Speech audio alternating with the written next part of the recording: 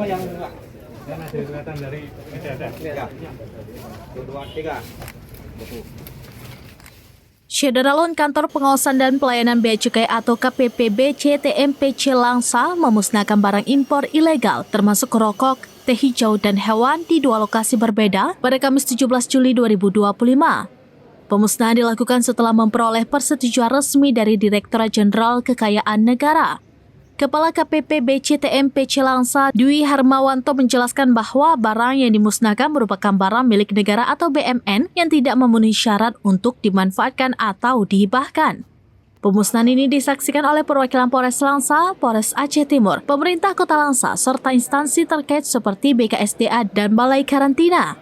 Barang yang dimusnahkan terdiri dari 476.210 batang rokok ilegal berbagai merek dan 7 kilo teh hijau merek Catramu dengan total nilai Rp758.639.958. Potensi kerugian negara dari pungutan cukai mencapai Rp359.555.520. Rokok dipotong menjadi 2 bagian sebelum dibakar untuk memastikan tidak dapat digunakan kembali. Selain itu, Bea Cukai Langsa juga memusnahkan 8 ekor kambing pygmy yang berisiko menularkan penyakit zoonosis seperti PMK, brucellosis, dan rabies.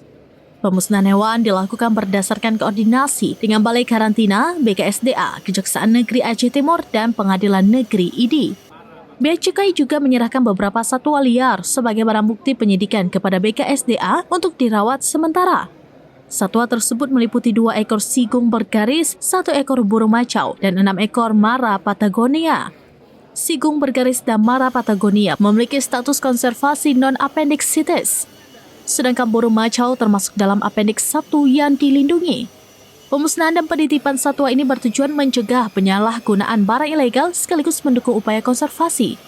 Proses hukum terhadap pelaku penyelundupan masih berlangsung menunggu putusan pengadilan.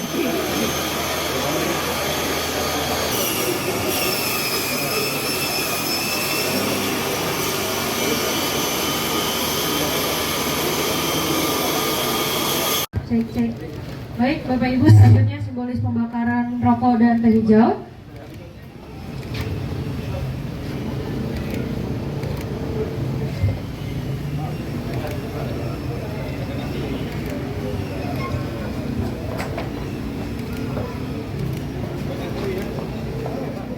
Dari Langsa, Subir, seramvideos.com.